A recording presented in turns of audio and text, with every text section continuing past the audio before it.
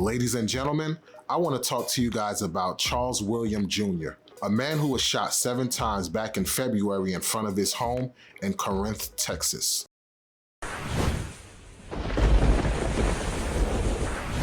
Charles William Jr. is being charged with 3 counts of aggravated assault against a public servant. Now, some will say the shooting was justifiable, and some will say it was bad policing. Now, if you want to see the video footage of how everything went down, the link is in the description. Now, police are saying that the video that is released is carefully edited, but until we get the body cam footage released by the police department, this is all we can go by. So according to the reports, police initially responded to a call about reckless driving. Now, Mr. Williams' lawyer is saying the police never actually witnessed the reckless driving. A 911 caller followed Mr. Williams to his home, and the police arrived soon after. Now, the video that was recorded was done by a Ring surveillance video, and as you see the video starting, you see Mr. Williams on his porch and having a back and forth banter with a police officer. At the end of the day, this not nigga you want to with. What are you talking about? I'm gonna tell you, you not this nigga you want to with. What do you mean? What do you mean? What do you mean? What do you need to know about me? I'm trying to figure out why you so upset because I pulled up. Why you pull up? That's the question. Why you pull up? That's the question. I need to know why you pull up. We've been getting calls about you. Nah, you ain't make it a call about I just pulled up to my house. Soon after, other police cars start arriving. Then you see more back and forth banter. From off of work. This not you want with. I'm gonna keep it real with you. Why are you sitting? This is not you want with. You can pull it. All the cops you want to pull up. This is not you want to pull up. Hey, put your gun down. No. Put your gun down. This is you want with. Put your gun down. You talking about, no, I ain't putting shit down. I'm not putting shit down. This is not you with. Let me keep it real with you. Hey, man, get on my property. And at this point, Mr. Williams is irate and yelling at the police officers, and they're pretty much yelling at each other back and forth. Get on my property. Get on the ground. Yeah, I ain't get on the ground. Get on the ground. I'm not getting on the ground. Get on the ground. You with the wrong people. I just want to talk to you. What you want to talk about? I want to talk to you What? about your Yeah, driving. get back inside. My driving what? Your reckless driving. Where? Damn, get back inside. I'm not leaving y'all here with you. No, I'm gonna tell you something. I'm not. Listen to me. Put your camera on. Go. Get off my property. I didn't do you nothing. Calm Hands up. No, down. I'm not. Let your husband. Calm down. Yes. Okay, let's talk. I just want to talk to him, okay? You don't want to talk to me about nothing. At this point, I don't want shit to happen. I just want to talk to him. I'm not you want to deal with. Let me tell you something. Get in Shut up. Shut your ass up. Shut your white up. Let me talk to this man here.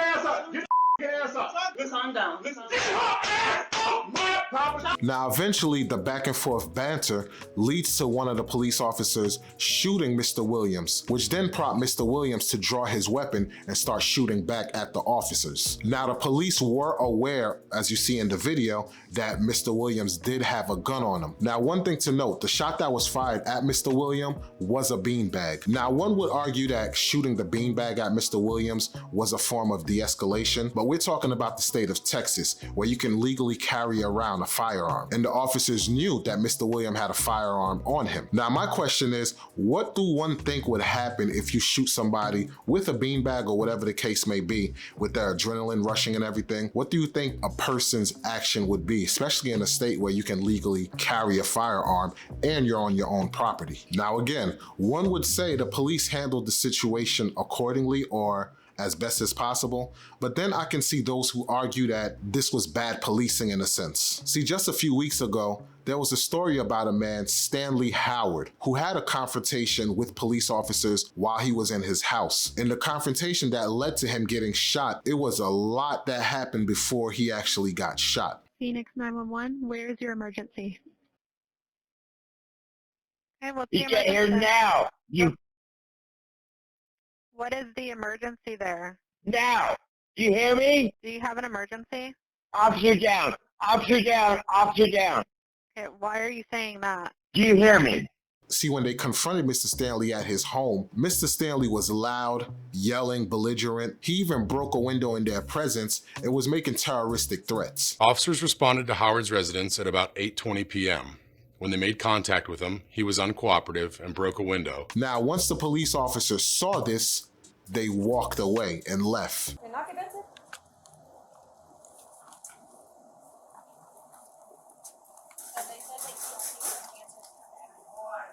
It's the Phoenix Police Department. It's the Phoenix Police Department. You gonna come to the front doors and talk to you? Didn't you call us? No, I did not. Are you sure? No, I don't need you. You're a fucking idiot. Get a fucking away from my house. I'm leaving you. I'm leaving this fucking place. Fuck you. All right, have a good night, sir. Pig. Fuck you, pig. Have a good night. Fuck you, pig. Hey, just that boy. Hey, fuck you. Have a good night. Come on. Hey, fuck you, pig. Fuck you. Fuck you. Then Mr. Stanley called 911 13 times more, making terroristic threats, asking for help, and the police showed up several times, saw that he was being loud and, obnoxious and making his threats, and again, they walked away on numerous occasions. Howard called 911 again as the officers were walking away from his house and returning to their vehicles. Here's the audio from that 911 call. Phoenix 911, where is your emergency? I just got myself, the police were here, and the window's broken, and I am cut, and I'm bleeding. And you're getting to blame for this, you f***ing bitch. I hate women here. What? Sir, how did you get cut? Yes, I got my hand is bleeding. And if you f***ing come here again, I'll f***ing kill you. You know why? Officers returned to Howard's home about 6 minutes after they left from the first incident, at about 8:30 p.m., to offer medical aid for his injured hand. Again, he was uncooperative. Here's the body-worn camera video from the second contact that night. We don't know. We're still trying to figure that out. Hey, do you need medical attention? Sir, do you need the fire department?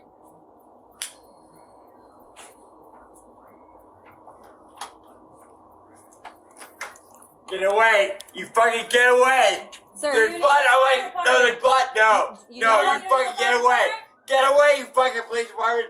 I fucking gonna kill you! Okay. You No, fucking so you bitch! need a police You department fucking or a fire bitch! department. I hate women! Get the fuck off my property!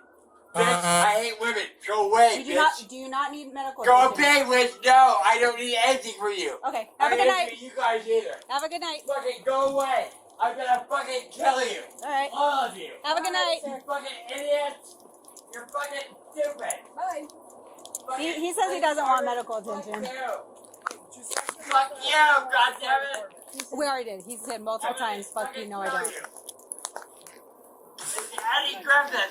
And I want The Phoenix Fire Department arrived on scene, and officers notified them Howard had refused assistance.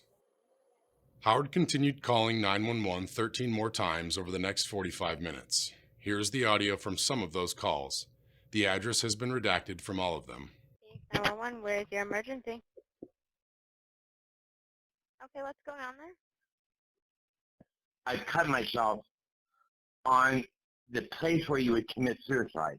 My window is broken, and it's the f***ing police department of Phoenix's fault. 911, where's your emergency? I don't talk to a f***ing man. I'm gonna fucking kill you, bitch. Phoenix 911, where is your emergency? For the umpteenth time, bitch. Okay. Do you need police or fire? Everyone. I need everyone. You know why? Why? What exactly do you need help with? I'm bleeding. At about 9:10 p.m., Phoenix fire personnel were dispatched to Howard's home to provide medical aid. The fire department requested Phoenix police make contact first to ensure the safety of their personnel, due to the statements Howard made on the 911 calls. It wasn't until the last time when he stepped out of his house that he said he had a gun, which turned out to be an actual water gun, was when he got shot. Now again, I can only go by the evidence that we have now, and when more evidence come out and the body cam show different, then hey, maybe my thoughts will change. All right, so here's the problem that I have.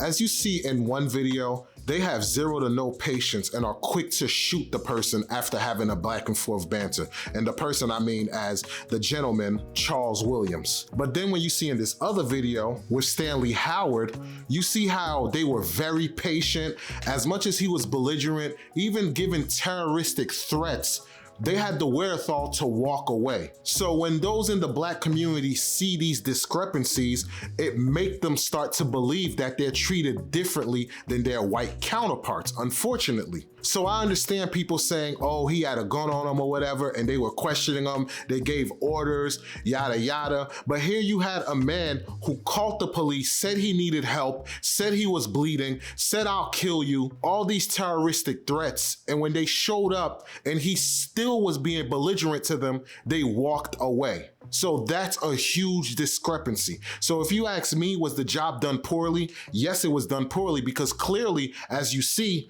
it could be handled in a totally different manner. So that's the issue that I have. So yes, I'm gonna say they treated Mr. Williams poorly in that case, because they could have de-escalated it in a totally different manner, especially the fact that as of right now, the reporting is they never saw him doing any reckless driving. So at this point, it comes off to me as if you had a back and forth banter, you didn't like the stuff that was being said, so now you wanted to find a way to push the right buttons, and you got it. That's the issue I have. So when those in the Black community, like I said, have pushback and have distrust, I can see why. I can't be mad at it. Now, one thing to point out, if you notice in the man's driveway, he clearly backed his car perfectly into his driveway. So if it was a case of DUI or something like that, I don't believe that the man would have carefully backed his vehicle into the driveway. And one thing I hate that the news and the media tend to do to try and fit a narrative or to justify a shooting or anything like that is they try and use that the person had priors. A lot of times I see they use the word priors in a lot of cases against Black individuals, but you don't hear the case of priors when it comes to white individuals as much. And the only time I will say that I can understand you using priors as a term is if it's specifically related to the reason why that person was either shot or detained or whatever the case may be. So if you're telling me that the police had a shootout with a suspect or a perp and he had priors of having guns or robbing people, you know, or shooting up a club or something like that, okay, I can get it. History can repeat itself. But if you're telling me in a case where we're still trying to decipher good shooting or bad shooting, and the person had priors of selling drugs, to me, that doesn't really hold weight. To me, that's trying to sway the audience mind or make the people going with a preconceived notion on a matter. So again, if it's relatable, I get it. But if it's not relatable, to me, I'm not buying it. So if you ask me if I have to pick a choice, I looked at it as you shooting the person in a state where holding a gun is legal, that's gonna provoke that man, especially who's on his property, to retaliate. Was it wise on his choice? No, it wasn't wise on Mr. Williams' choice. It comes off to me as the back and forth banter kind of pissed you off. I don't want to go into detail on how I really think about it, because you know how YouTube is. You'll definitely get censored or get a strike, and we don't want that. But in my opinion, I say this was not a justified shooting. That's just my opinion. Now, that's subject to change when more evidence come out. So let me know what you guys think. I'd love to hear it in the comment section. Definitely subscribe, definitely hit that like button. I'm Walls P. This is Matter of Opinion, and I'll catch you guys on the next one. Peace. It's a matter of opinion.